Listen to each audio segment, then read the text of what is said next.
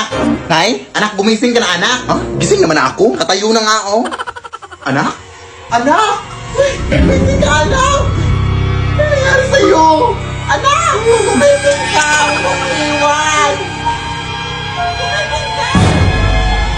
Sino ka? Ako si kamatayan at ikaw ay patay na. Ha? Paano nangyari yun? Abay, ewan ko. Nandito lang naman ako para ihatid ka. Ano ihatid? Ihatid saan? Sa lupa ng mga ligaw na kaluluwa.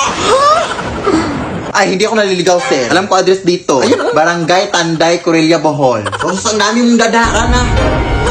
Ayaw ko kang mamatay, sir. Maawa ka. Saan ka pupunta? Huwag mo na ngayon, sir. Ay, di puta ka. Lumayo ka sa akin. Aray. Sige, subukan mong lumapit, sir. Ew, may tayo ng kalabaw. Sis, tulungan mo ako. Sis. Bakla. Sino yun? Ha? Hiya ka. Hindi kita inaano, ha?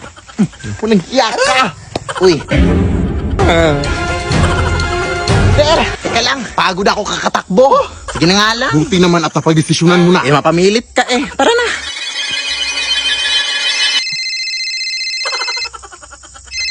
Teka lang. Oo. Sige, sige. Noted, boss. Noted.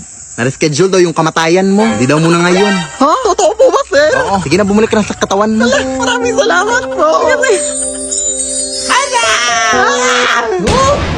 I'm alive! Ana, ano ba nangyari sa'yo? Hindi ka na nag-hindi. Gising na ako na. Hindi na kita ulit iiwan. Ngayong gising ka na, anak. O, hugasan mo yung mga pinggan doon. Diyos ko, ang dami pang hugasin. At pagulis ka pagkatapos. Tagal mo kasing nagising. La,